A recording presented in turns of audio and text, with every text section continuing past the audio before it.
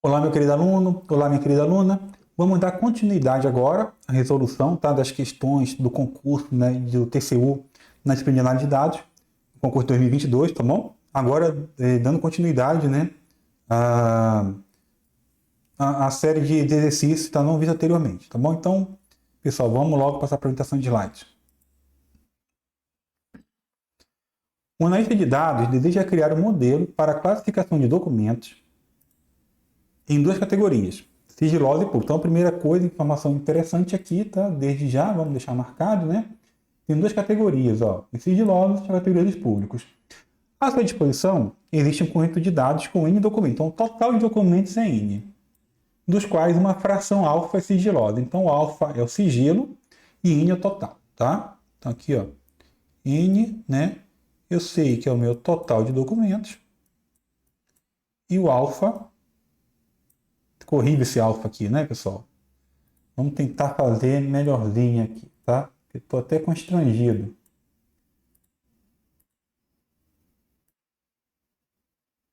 Ficou menos pior, né? Alfa é sigiloso. Tá? Vou botar aqui o sigiloso. O analista quer garantir uma fração beta dos N documentos para pertencer ao conjunto de teste. Então, ó, a fração beta, né? Vou botar aqui beta, né? É conjunto de teste. Lembrando, né? Normalmente a gente primeiro treina com o treinamento, depois a gente faz o teste, tá? Então, beta é o teste aqui. Tá feio, né? Mas essa canetinha aqui do mouse realmente é complicado. Deixa eu só apagar aqui para não confundir. Vamos botar aqui, ó. O N é o total de documentos, tá? Vou botar aqui o N. É o total.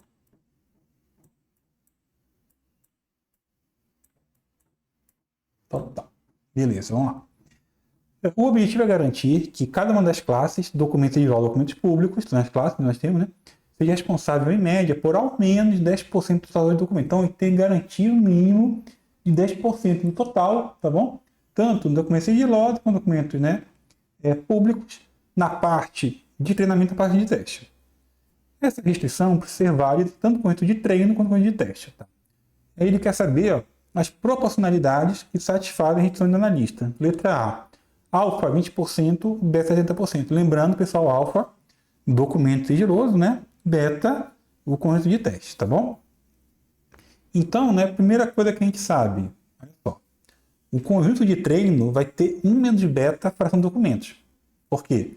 Se beta é o teste, o treino será 1 menos beta. Então, vamos supor que beta seja 40%, né? Vai ser o teste. Então, o treino será 60% menos beta. O que a gente quer? Queremos que no conjunto de treino e no conjunto de teste, as classes sigilosas e públicas devem apresentar pelo menos 10% de todo o documento. Tem no mínimo 10% de cada. Tanto no treino quanto no teste, a classe sigilosa deve ter pelo menos 10% do documento de classe pública também. Tá? Tanto em treino quanto em teste. Então vamos lá? Letra A. Alfa 20% e beta 20%. Bem, pessoal, vamos lá, né? Eu botei aqui botei caso a caso, tá? Para ficar mais fácil de entender. Se beta é 70%, então o treino vai ser o menos de beta, como eu botei aqui em cima, que é 30%. Ele fala que o alfa é 20%, então meu alfa vai ser, né, 20%, vezes o meu condição de treino, que é 30%, 20% vezes 30% é igual a 6%, que é menor que 10%. Né? Então a restrição de 10% para documentos sigilosos no conjunto de treino não é atendida. Tá? Então a letra A está incorreta. Vamos lá agora, né? Beta 80% na letra B, né? Então na letra B, ó, beta, lembra que beta é teste. Se beta é 80% está no teste, então eu vou ter 20% no treino. E eu tenho 30% sigiloso. 30% sigiloso vezes 20% de treino dá 6%, que é menor que 10%. Mais uma, né, que não nos atende. Agora, vamos para a letra D.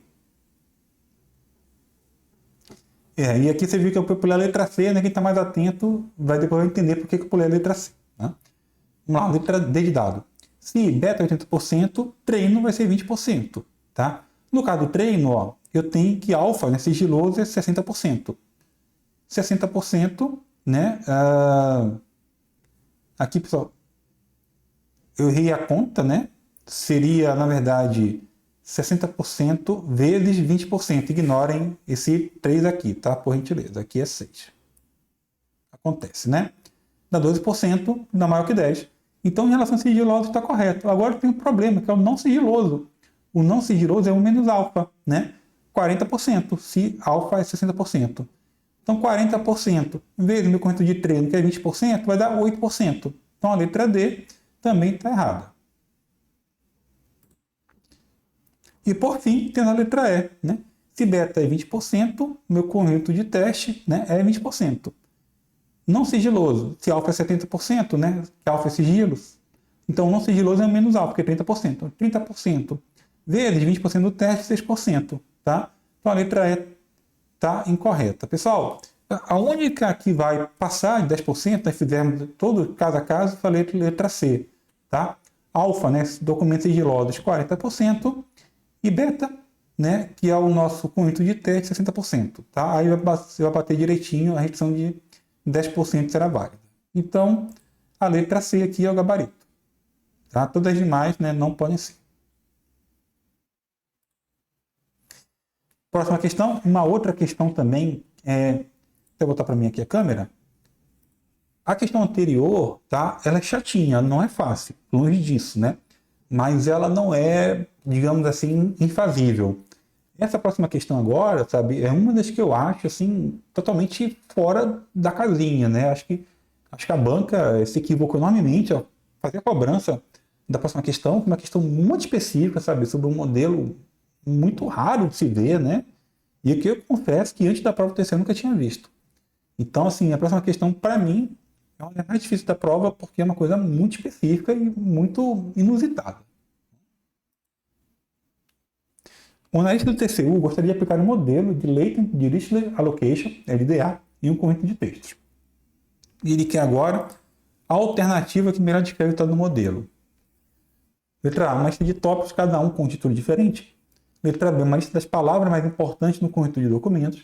Letra C, cada documento é classificado em somente um tópico, onde cada tópico é formado por uma lista de palavras. Letra D, cada documento possui uma distribuição de probabilidade de pertencer a alguns tópicos, onde cada tópico é formado por uma lista de palavras e cada palavra pertence somente a um tópico.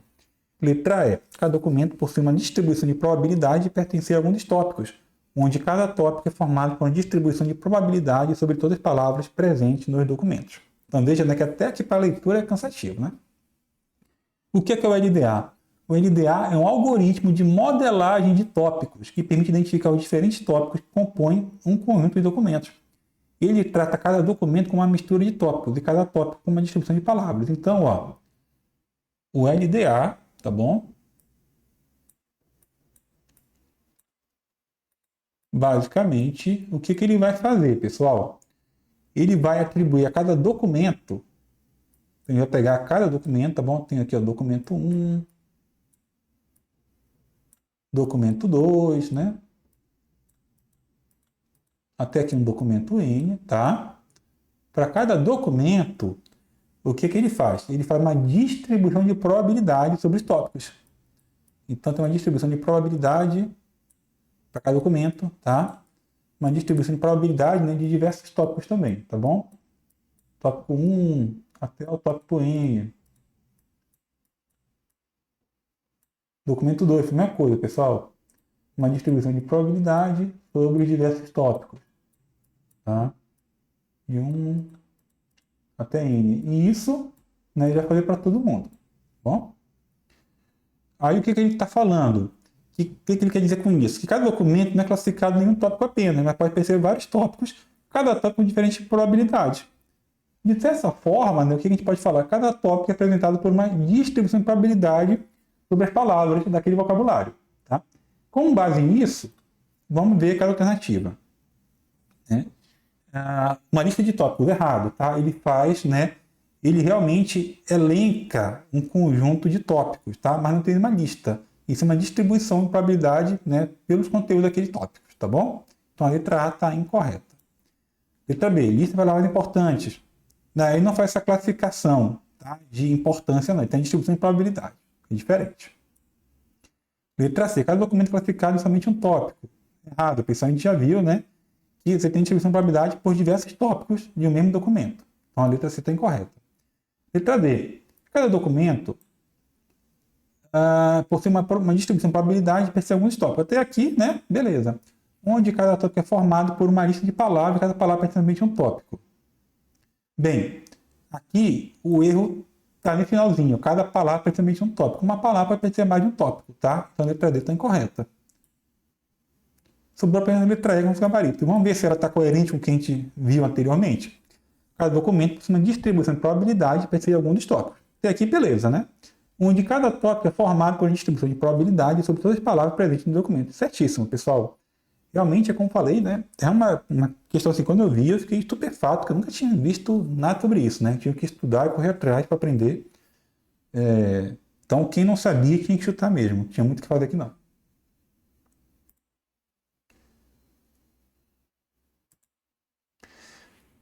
Próxima questão. A tabela presente no código R, abaixo agora no código R, tá? Apresenta a quantidade de processos analisados por três analistas, né? Analistas A1, A2 e A3, em diferentes anos. Então, tem primeiro aqui, ó, analista, né? C, A1, A1, A1, A2 e tal. Você tem aqui os conjuntando e processo, tá bom? E o programador, né? Ele rodou esse código abaixo. Que o segredo está aqui, ó. Tá vendo? Esse pivot wider, tá? Sobre isso a gente vai falar, porque essa é a base para a resolução da questão. E ele quer, ó, o valor esperado na primeira linha do objeto, tá? Então, somente na primeira linha, não precisa analisar tudo. Essa função pivot wider, o que ela fala? O que ela faz? Desculpa. Ela converte dados, tá bom? De formato longo para formato largo, ou seja, ela vai reorganizar colunas, de forma que o valor de uma coluna especificada seja transformado em novas colunas. Então, basicamente, esse pivot wider está transformando colunas. No caso aqui, ó, esses valores de analista, tá? Lembra, o analista está aqui, ó, tá vendo? Analista, né? E esse valor de analista vão se tornar os nomes das novas colunas. Então, o analista aqui virou nome da nova coluna. Que nome, tá? E os valores da coluna processo vão ser os valores da nova coluna. Então, ó, tá vendo names from? Tá vendo? Names from quer dizer o seguinte, ó, que aqui vai virar o nome, tá? E os values vão virar os valores. Values from serão os valores da nova coluna.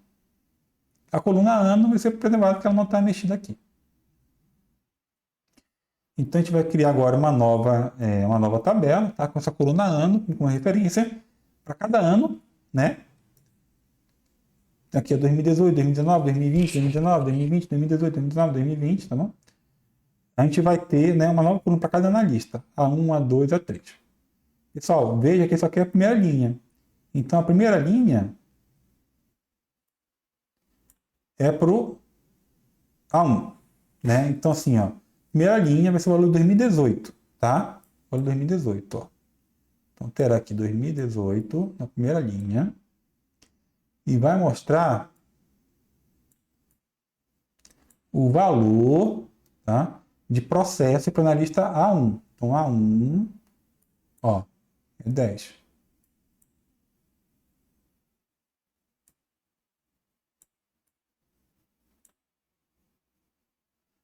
Para o analista A2, tá vendo aqui, ó, o A2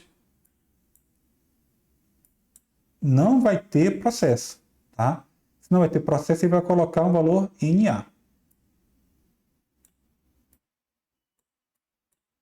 E para o analista A3, a gente vai ter aqui 2018, tá vendo? Ó, a antepenúltima aqui, até circular. Antepenúltimo, tá? Que é o que? 8. Então, ó, primeira linha, o ano, né? Que é o primeiro ano aqui, 2018. O valor do ano para o analista A1 aqui. Para o analista A2 e para o analista A3. Tá? Então, a letra A aqui é o gabarito. Uma questão também que eu acho complicada, porque R, né, é uma linguagem muito menos usada que Python, e quem não conhece não tinha nem como fazer, tinha que chutar também. Tá? Então, realmente, né, reiterando aquilo que eu vim falar com vocês, de fato, foi uma prova fora do comum, uma prova realmente bem complexa e bem difícil. Próxima questão. Essa questão aqui, ela é uma questão curiosa, né? Tá?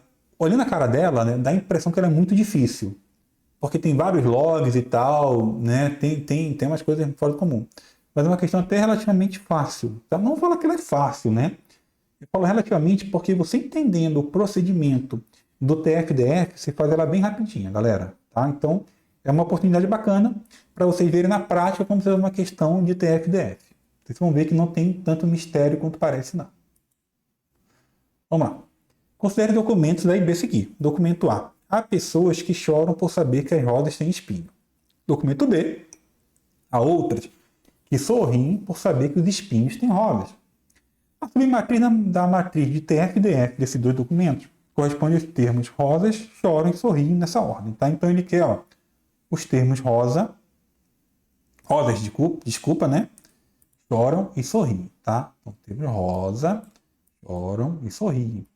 Então, rosas, eu sei que no documento A, o rosas aparece uma vez aqui.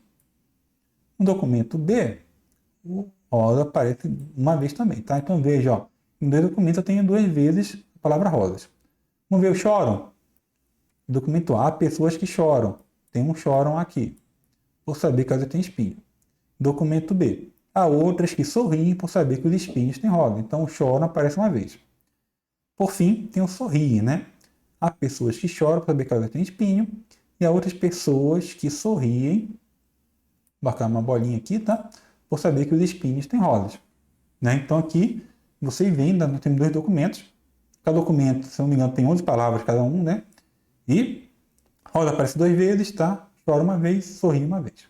Com base nisso, vamos passar para o próximo slide para a nossa resolução. Primeiro passo, a gente quer saber o TF, a frequência do termo e documento, que nós acabamos de ver, né? O TF de rosas é uma vez em A, uma vez em B. Como cada uma tem 11 palavras, vai ficar, né, 1 em 11 mais 1 em 11, tá bom? O TF de choram, 11 em A e 0 em B. O TF de sorrir, 0 em documento A e 1 sobre 11 em B. Ok? Depois, pessoal, a gente vai calcular o IDF. O IDF é dado pelo logaritmo de Nzão, onde Nzão é o total de documentos. E Nzinho, onde Nzinho de documentos não aparece. Então, rosas aparece em 2. Tá? Você veja aqui, né, que são rosas. Ó. O Nzão é 2 para todo mundo, né? Ele é fixo, tá bom? O Nzinho vai variar, aqui dá 2. Log de 2 sobre log de 2, log de 1 que é igual a 0, por definição. Aí é logaritmo, né? IDF de choram, 2 sobre 1, log de 2. IDF de sorrir, 2 sobre 1, log de 2. O próximo passo agora é fazer a matriz. Né? Qual é a matriz? Fazer uma tabela, estamos fazendo uma tabela para ilustrar, né? Você bota rosa, chora e sorri. Tá? No documento A, a gente sabe, né, que vai aparecer, tá bom? O valor dela, né? Que vai ser 0, porque log de 1 é 0, né? Tá bom? Documento A e documento B. O choram, documento A, né? Ele aparece, 1 sobre 11. Vai ser vezes o log de 2, né? E por fim, no sorrir, 1 sobre 11 em B, vezes log de 2. Desse sentido, tem a seguinte matriz, rosas, log de 1, que é 0, né? Vezes 1 sobre 11, aqui para o documento A, e que é 0 vezes 1 sobre 11, que vai dar 0. Choram, 1 sobre 11 vezes log de 2, documento A, e 0, né, vezes log de 2, documento B. Sorri, 0, o documento A, e 1 sobre 11 vezes log de 2, documento B. Tá? Assim, se você voltar no enunciado, né, a alternativa que satisfaz a situação é a letra C de casa. Questão, como bem assim, é uma questão, para quem não conhece, uma questão também difícil, né, porque você não conhece, mas você conhecendo o procedimento de TF-DF, tá, você vê que não é tão difícil, não. É importante calcular primeiro a frequência, né, o TF, depois você calcula o IDF por aquela fórmula, Nzão sobre Nzinho, né, log de Nzão sobre Nzinho, tá? Depois você joga na matriz por documento, por termo e documento, né? Próxima questão, galera. Essa questão aqui, eu vou respondê-la brevemente, tá? Mas saiba desde já que ela foi anulada, porque ela estava fora do edital. A Universidade de Edo implantou um sistema de ERP, Enterprise Resource Planning, no final da década de 90. Ao longo dos anos, foram feitas diversas customizações para atender novas demandas de negócio. Após um tempo, tornou-se evidente uma disparidade de dados na Edo. O mesmo aluno era visto em até 6 sistemas, então você percebe que tinha muita inconsistência de dados, né? Para agravar ainda mais essa disparidade, os nomes e atributos dos alunos foram preenchidos com diversos erros de digitação em cada sistema. Os sistemas de BI não possuíam recursos para mostrar uma visão única de cada aluno. A alta administração da IEDO decidiu então implementar um programa de gestão e governança de dados. Para resolver o problema de repetições de dados de aluno da IEDO, o CDO, né, Chief Data Officer, definiu corretamente a seguinte abordagem. Letra A. Implantar uma plataforma de gestão de dados mestre. A plataforma de gestão de dados mestre é uma plataforma de gestão que ela vai acabar uniformizando e centralizando os dados, tá? Possibilitando a elaboração de uma base única de alunos a partir das informações mais representativas disponíveis em cada sistema. Base única que servirá como uma nova fonte de dados para sistemas de BI. No meu entendimento, pessoal, essa é a alternativa que está correta, mas a banca considerou incorreta, não sei o porquê. Me perguntei sobre isso, mas nunca entendi o que está errado aqui. Letra B. Implantar uma nova plataforma de gestão de dados de referência. O erro está aqui, tá? Né? Tinha gestão de dados mestre, não gestão de dados de referência. Tá bom? Aqui está incorreto. Possibilitando, o resto é mais parecido, né? A elaboração de uma base única de alunos a partir de informações mais representativas disponíveis em cada sistema. Base única que virá como uma fonte de dados para o BI. O erro está aqui em gestão de dados de referência. Letra C, que foi o gabarito aqui da banca. Antes da anulação. Implantar uma plataforma de gestão de dados mestre, possibilitando a elaboração de uma base única de alunos a partir de informações mais representativas disponíveis em cada sistema.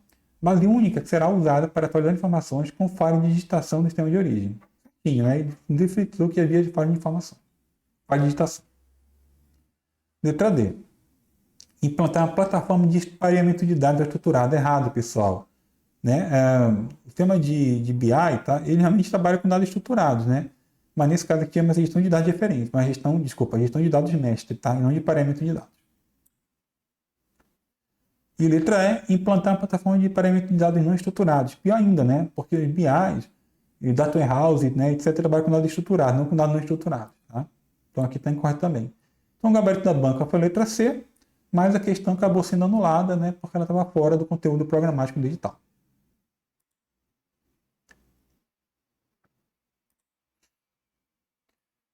Agora uma questão sobre LGPD. Conjuntos de dados identificados de pessoas são úteis em pesquisas, ao mesmo tempo em que são motivo de preocupação em relação à privacidade das pessoas naturais envolvidas. A classificação de atributos identificadores ajuda a priorizar atividades de desidentificação para alavancar a pesquisa sobre a observância da LGPD. Então ele botou aqui, ó. Ele pede que a gente descubra qual alternativa que trata identificadores nessa ordem: explícitos, sensíveis e quase identificadores. Tá? O que é um identificador explícito? É aquele que por si só identifica uma pessoa. Tá? Então, por meio do explícito, você já sabe quem é a pessoa. Por exemplo, CPF. Tá bom? Aqui não tem muito mistério não, né? Tá? CNH, RG, nessa galera toda. Identificadores sensíveis. Eles revelam características de informações sensíveis de uma pessoa, como quadro clínico, orientação sexual, crença religiosa, etc. Tá? São especialmente protegidos pela LGPD. Então, ó, sensíveis, né, são aquelas informações que a pessoa ela pode, por algum motivo, né, não querer divulgar, tá bom? De foro íntimo, por exemplo. Ela pode se sentir vítima de alguma espécie de preconceito, né, se ela tiver uma orientação sexual, ou uma crença, ou uma crença religiosa, ideológica, né? Fora de um determinado padrão, tá bom? Ou, por exemplo, ela pode ter uma doença contagiosa, não quer que outras pessoas saibam, né? Ou pode ter uma doença terminal, que não queria que outras pessoas saibam, tá? E também nós temos os quase identificadores. São dados que, de forma isolada, podem não identificar diretamente uma pessoa, mas se você combinar com outra, você consegue, né, identificar, tá? Então, aqueles que, por meio de combinação, você consegue identificar. Um exemplo fácil é endereço, né?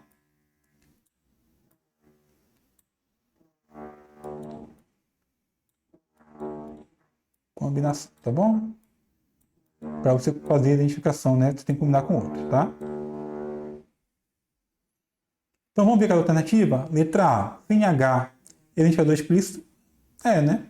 Número de telefone celular. Pessoal, o número de telefone celular, ele não é sensível, ele é um quadro identificador, tá bom? O endereço está certo, ele é um quadro identificador. Letra B, CPF, né? Identificador explícito? É.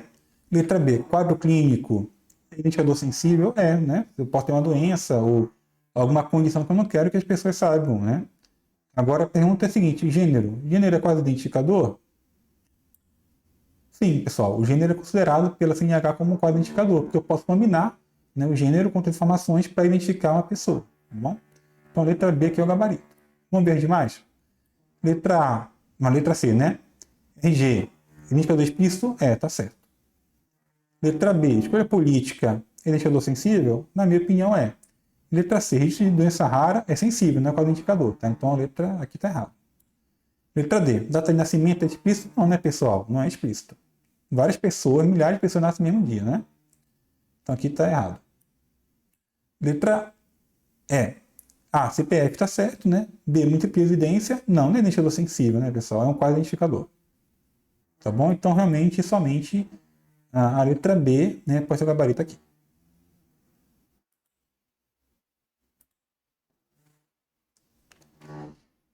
Bem, pessoal, estamos chegando ao limite do nosso vídeo, tá bom? Não quero ultrapassar o limite, né? E vou deixar as últimas duas questões para um último vídeo, tá bom? Então, obrigado por tudo e até a próxima. Valeu, galera!